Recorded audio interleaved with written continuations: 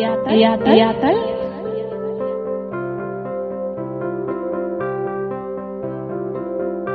la nekk seen émission bi ñu jagleel askan bi. asalaamaaleykum mbokk yi ñu suivre saa su nekk ci seen site internet BP Actu ak Lutte TV ñoo ngi leen di nuyu bu baax a baax di leen jaajëfal jamono ji nag làmb daal di nay sàjji te buñ ne làmb sàjji na dafa neex ñu daal di seeti ñi nga xamante ni ñoom ñoo di ndaanaani làmb te ndaanaani làmb kenn du ko wax te waxoo ki ma dendal suñu papa Pa Ndiokho Mbaye mu fekkee làmbi démb fekke làmbi tey ñu fas yéene ñëwaat ak moom ci li nga xamante ni moom moo di carrière am kat mooy suñu papa Ndiokho Mbaye bari na ñu koy laaj te xamuñu ko ñoo ngi nii dend ak moom ziar nañ la papa. maa ngi lay fay di leen ñaanal yàlla defal leen jàmm papa Ndiokho Mbaye nag bala maa wax mooy kan damay wax rek ci li nga xam mbas mi nga xam ne tey moo wër àdduna ñuy ñaan yàlla na ci réew yëpp mucc waaye yàlla na ci Sénégal mucc ak képp ku yeewoo ci réew mi di fàttali doomu aadama yi rek ne leen fagaru dafa gën faju am na lu bare loo xam ne léegi ñu ngi koy gis ci bi ñu waxee mbas meeg léegi nit ñi faaleetuñu masque yi faaleetuñu distance yi kenn raxasootul mais fagaru nag dafa gën faju te it feebar bu ne jaar na fi waaye consignes yi buñ ko toppee rek yàlla mën nañ cee musal kon yàlla na ci yàlla muccal waa réew mi képp ku yeewoo ci réew mi wala nga bokk ci réew mi sa nekk bitim réew yàlla na la yàlla musal ci mbas mi. Papa Ndiokho Mbaye nag un jeune de la Médina je suis né à la Médina maa ngi màgge Pikine nag yaroo Sandaga fa laa jàng ñaw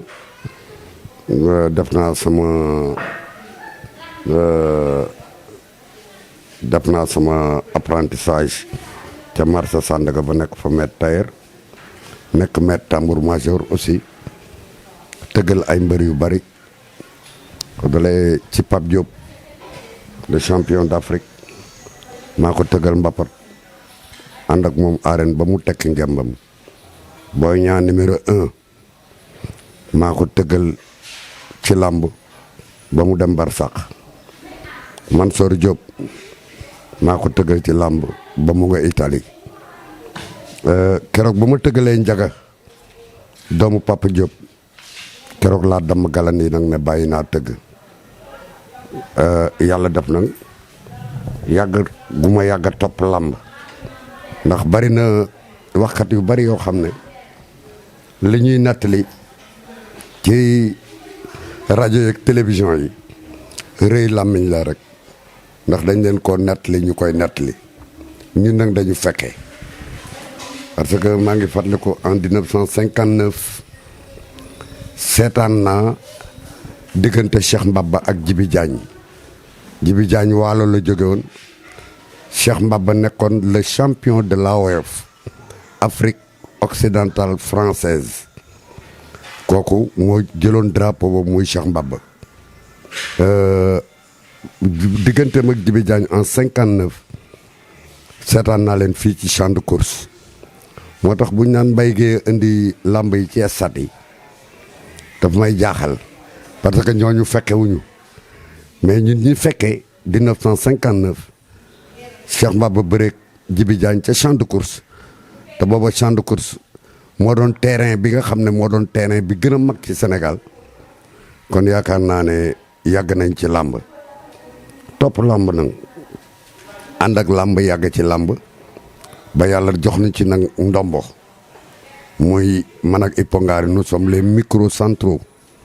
de ce pays yàlla def na loolu làmb ju am boo gisul Ndiokho Mbaye gisoo Ipongari làmb ji neexul ànd nañu ku ne nag ci làmb ñun li ñuy wax ci làmb dañ ko fekkee kenn nettaliwuñu ko ñuy nettali reporter boo fi gis tey rek dañ ko nettali muy nettali ñun nag dañoo fekke di nettali maa gis nag maa fekke bakkan lay laaj mais liñ la nettali niñ la ko nettalee rek nga koy nettalee kooku mooy Père Ndiokho Mbaye may wax nag ne làmb tey vraiment def nga loo xam ne am na solo trop ci man waaye am ci yow cofeel ngay sama doom yàgg ma respecté yàgg ma considéré ñu bokk di daje ci làmb ji moo tax ma nungul la lii nga interview bi mais ñu bari dañ may woo ne ma pour ñu ñëw jël la interview mu ne leen non aw ma jot mais comme que yéen ay xale ngeen te boole ko kenn ku ci ne damay wax ne bravo les femmes du Sénégal laay wax li tax ma di ko wax mooy jom boo ko dee xool léegi jigéen ñee ko ëpp la góor ñi xale yu góor yi wàcce tubay ak check down rek la mooy seen affaire mais xale yu jigéen yi kenn ku ci nekk boo ko gisee nungu naa jàng nungu naa góorgóorlu nungu naa nekk li ci lu baax pour satisfaire yaayam ak papaam te loolu mooy àdduna ñun dañ leen di gunge rek mais ñaari ñii wóoluwuñ ci kenn ku dul ndaw ñi la jeunesse muy diine ji ak réew mi diine ji bu ñu seetaanee dina sooxe réew mi bu ñu seetaanee dina sooxe parce que il faut ñu defar ñun dañu defar ñun sunuy wayjur wàccoon nañoo ñun moo tax dama koy wax toujours dama naan sunuy doom mën nañ ñoo ëpp wërsëg mais ñoo leen di gën parce que ñoo leen gën ndey ku la gën ndey la gën xanaa xamoo ne baax ak bon a bokk benn baay bu leen jur ndey lañu bokkul baax ak bon seen baay dëgër bopp la tudd dëgër bopp jur baax moo jur bon boo dëgëree bopp ci lu bon ñu génn la ci génn nga të bu loolu bon wuy see nga xam ne lu bon rek a bon mais li waral lu baax nag bon day ñibbi kër ndeyam baax ñibbi kër ndeyam bon bu ñibbee kër ndeyam ñetti nijaayam yi koy teeru mooy soxor iñaan nay baax bu demee kër ndeyam ñetti nijaayam yi koy teeru mooy jéggale jéllale ak dimbale ku baax ku ne di nga dégg loo war a tontu noppi di nga gis loo war a wax noppi ku la di soxlaam nga faj ko te kenn du ko yëg loolu mooy baax ñun nag ñun ñi nga xam ne ay père de famille lañ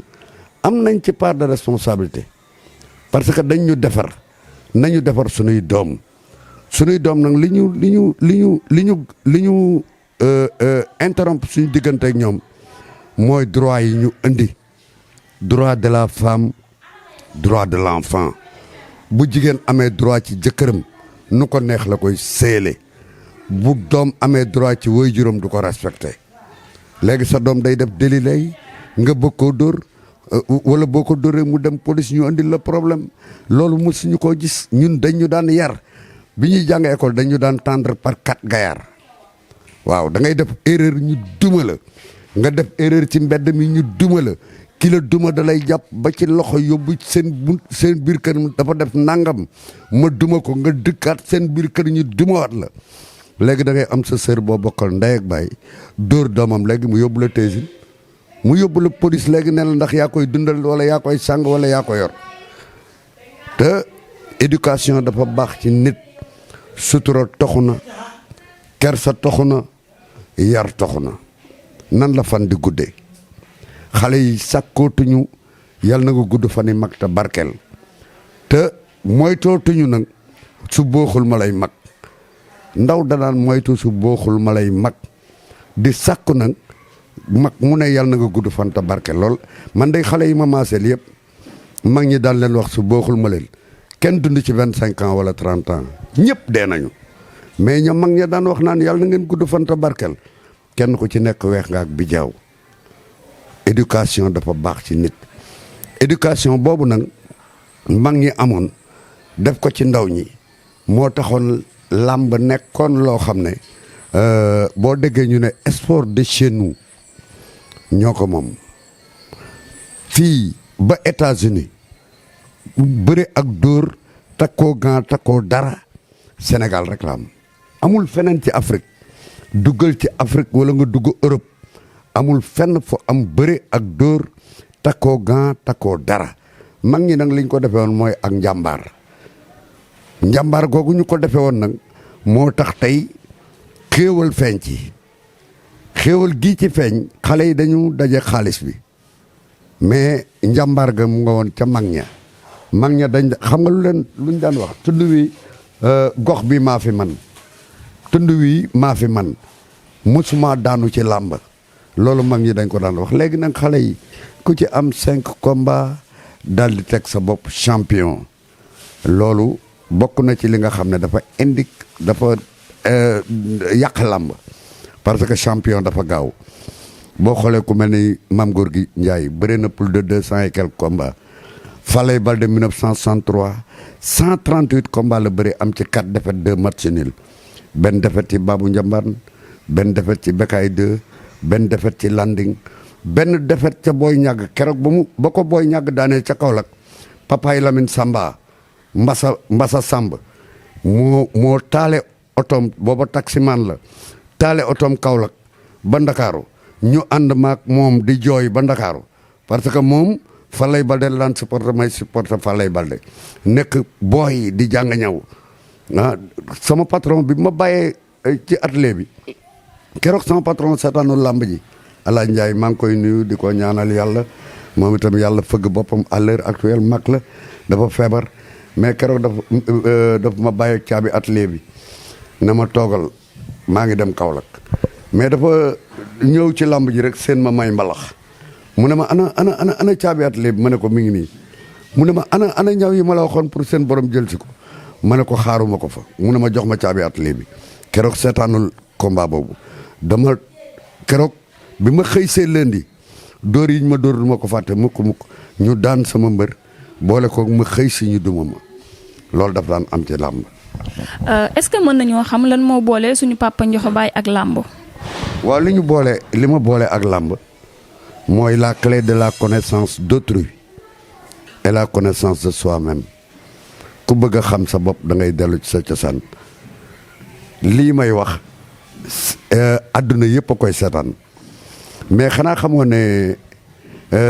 footballeur laa woon boo xam ne ailier droit laa woon Tafsirou Diallo mi nekkoon police avant centre police bu ma daan football yi moo may téyel samay godaas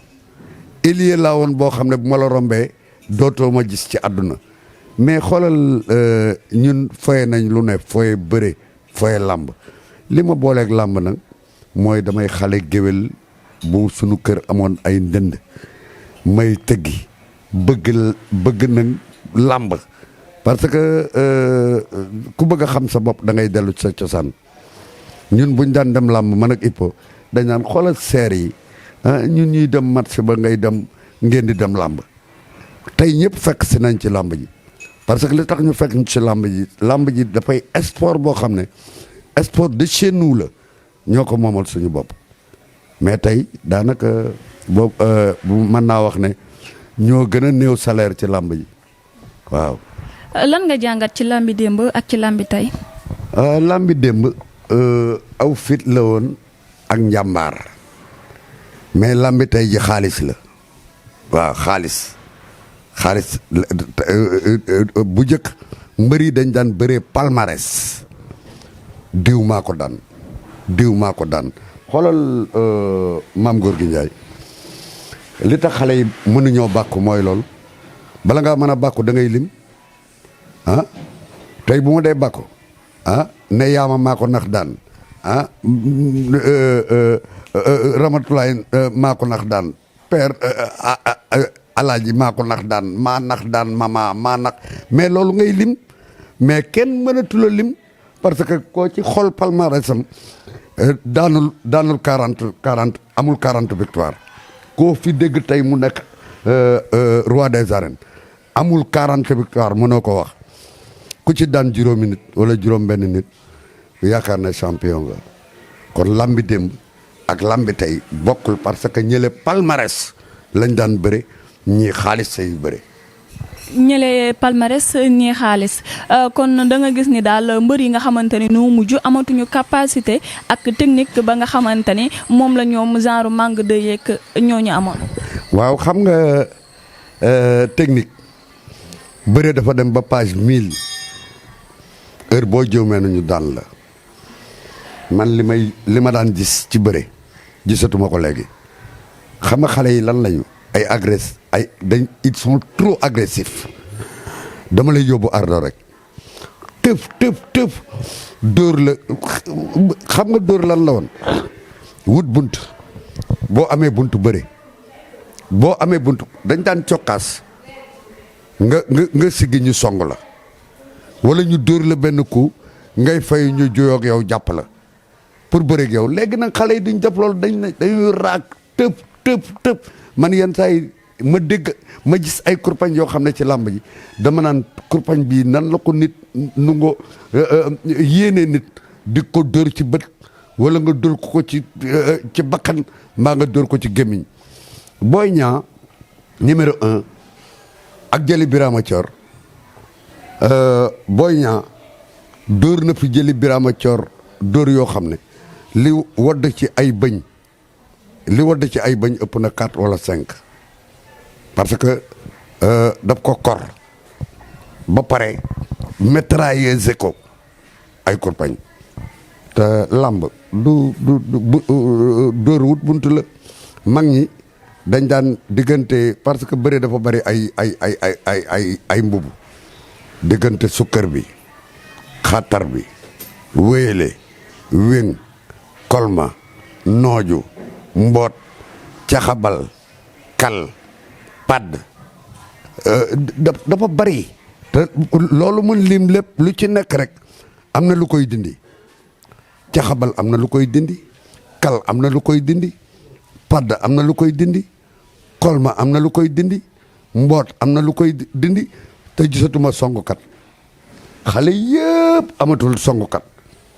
parce que dañ la daan wax naan kii day riñaan dërëm xoolal dërëm nga teg ko ci karo bëgg a ronu dërëm bi kon gaaw ak mën a song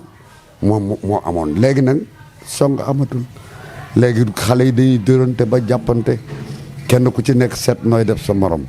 mag ñaa dàqoon a bëre dama la ne xale yi ñoo daje xaalis bi mais xale yi ñoo daje kurpañ yi parce que mag ñi boo xoolee à partir de Alaaji Abdourahmane Ndiaye Falang de 43 ba 58 moo lëmbe làmb nga xool ñoom Modou Jaxate policier la woon bës ko sow moo dàqoon a xeex ci kuy xeex nga xool ñoom Mbaye Gueye Ndiaye jarbaatu Alaaji Abdourahmane Ndiaye Falang la mais le premier lutteur transporteur moo doon Mbaye Diop le lion de Diender kooku lu mu masaana bëri ci làmb ji booba karapita am karapit ndondi boo gis ñu bind ci le lion de Diender moo ko moom kon bëri yàgg naa organiser Landing Jàmme sapeur pompier la woon mu nga woon Thiès mbër daan am profession jël mbër gi nag donn ko ci nijaay wala nga donn ko ci baay léegi nag gudd rëy heure boo guddee rëy dëkk ci koñ bi ñoom Ramatulaay ak ñoom Yaama Sarr ñoo la naan yow day war ngaa bëre ji nag yow bu ko defee yow doo mbër xamoo fu ñu takkee ngemb xamoo nu ñu kii waa koñ ba dajaloo nga ne kuñ ma jox baax na nga ñëw ba ca làmb ja gis sigg lagg muñ la jox moo xam ne xam nga ne kii la man nga ne dinaa yàq làmb ji moo tax tooñ di am ci biir géew bi say supporter di gaanuwaay di ko sànni kële ñi nga àndal di tooñ toujours loolu day am moo tax nga gis ñu ne tëf mbër mu ne këpp mu jóg di ñibbi nga gis genn wàllu tribune bi gépp dem parce que ñooñu moo leen fa indi bu njëkk amateur moo amoon léegi supporter moo am amateuru làmb boo masaana boole ñaari ginaar sa ñu ñëw amateuru làmb ñoom ñëpp dañ daan dajaloo ci benn kër kii di supporter Bécaye 3 kii di supporter Falaye Balde kii di supporter Mbaye Dia kii di supporter Maam Gorgui kii di supporter Yakou Sarr kii di supporter Ousmane Diop ñoom ñëpp ñu bokk añandoo rey seen xar añandoo lekk ba pare jóg sol seeni casquette gant booba dañu civilisé booba tailleur bi day gagné parce que amateur lamb bés bu ne mu ñëw lu bees wuude bi liggéey dal day gagné bés bu ne mu jaay ay paire dal kii blanche casque yi day gagné ndax bés bu ne mu blanche ay carte ay casque ñu àndandoo ñoom ñëpp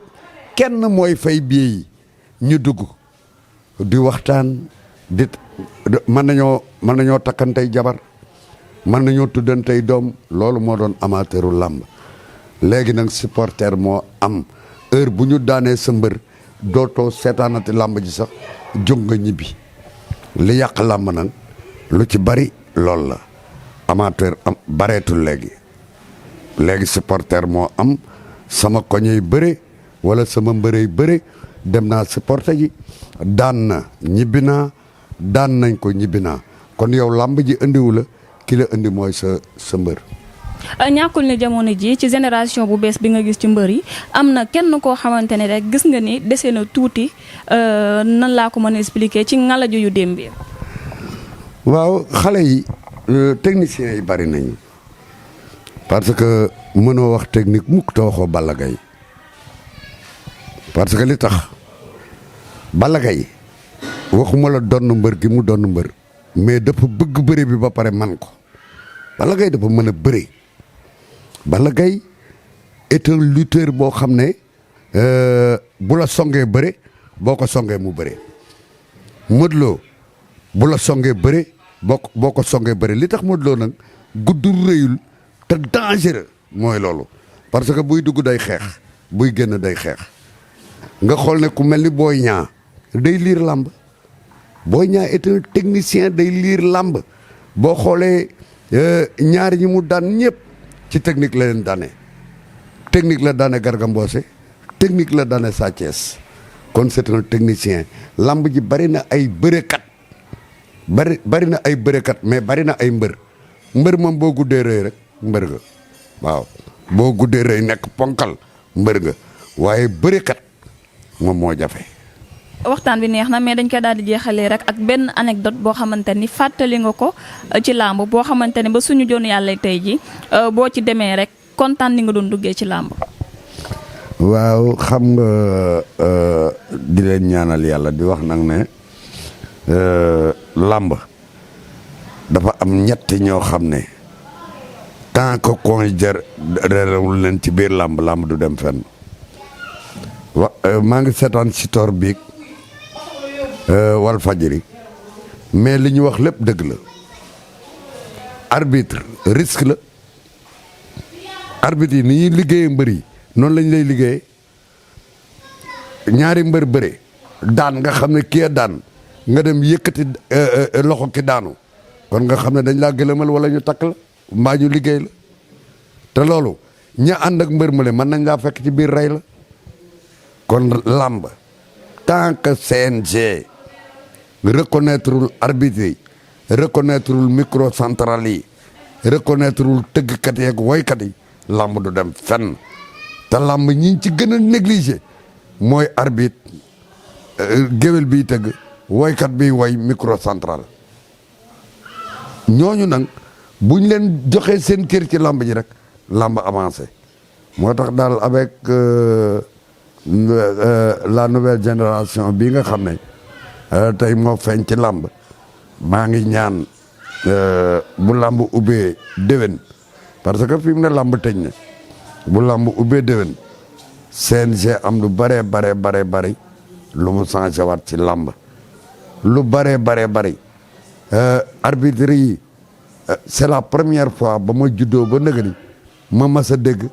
sanction bu ñu sanctionné arbitre ñoom masataa fi nekkoon ay arbitre tol ni mbër yi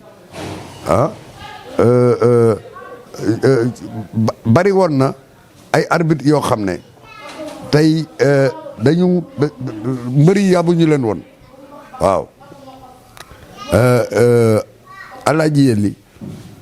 Yelli Ngom docteur la woon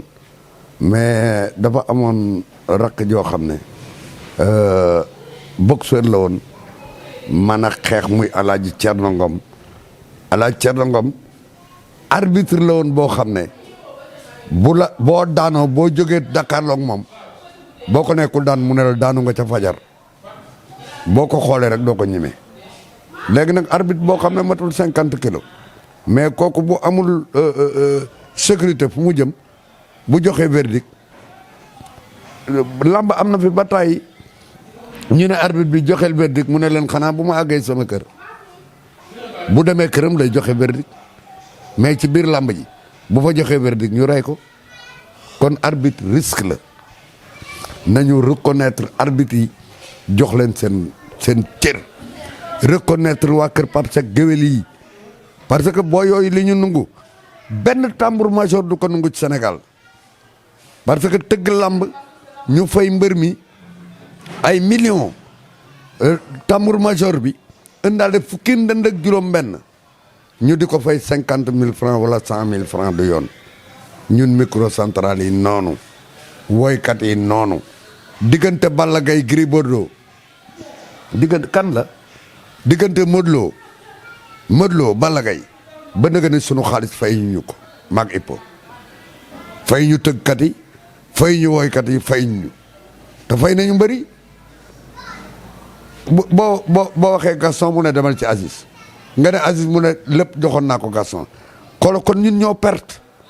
ñun nag léegi dañ jël décision boo xam ne loolu dama koy wax en haute voix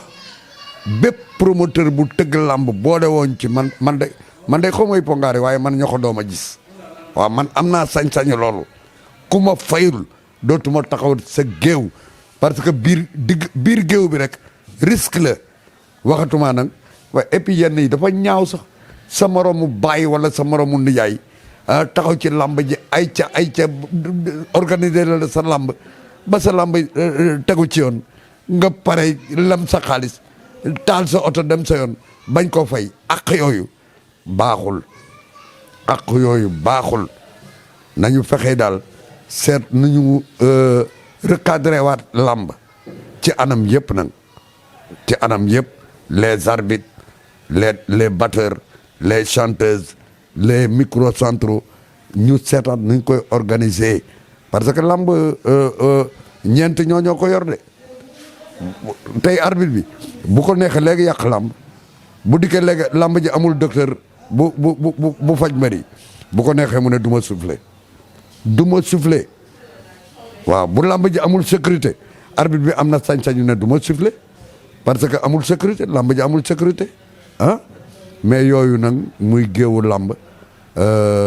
nañ ci bàyyi xel bu baax di sant ñëpp nag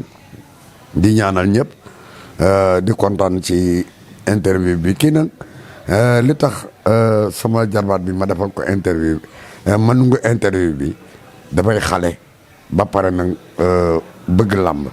parce que bëgg làmb mooy bëgg sa cosaan mooy xam sa bopp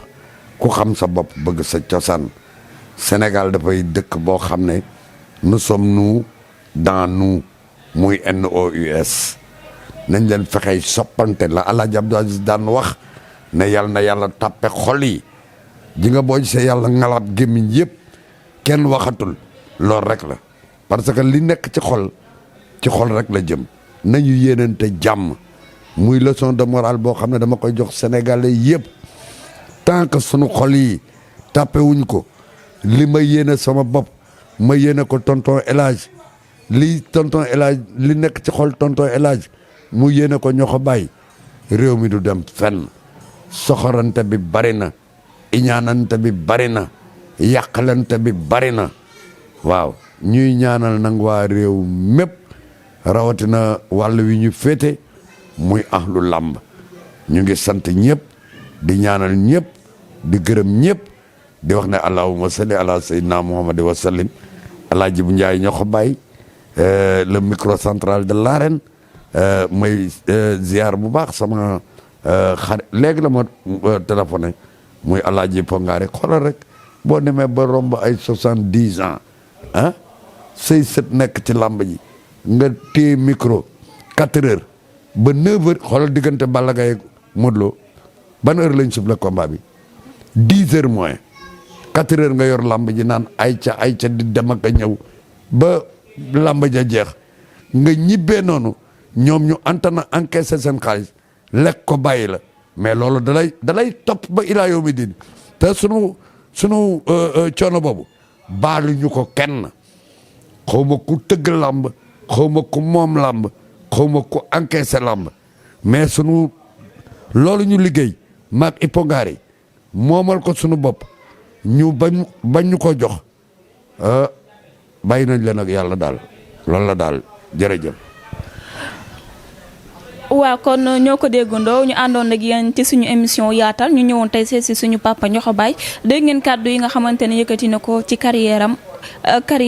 ginnaaw ba mu duggee ci làmb la mu gis ci làmb démb ak la mu gis ci làmb tey jàngat na tamit combat yi nga xamante ni moom moo nekk suñu kanam ci saison bii nii di ñëw incha allah 2021 ba tax na nag mbokk yi émission yaatal ni lay demee saa su nekk rek ñu ci ànd ak naanaan bi nga xamante ne ñëpp dañ koy xaar te di leen jox dig daje ba beneen yoon incha allah jërë ngeen jëf. yaatal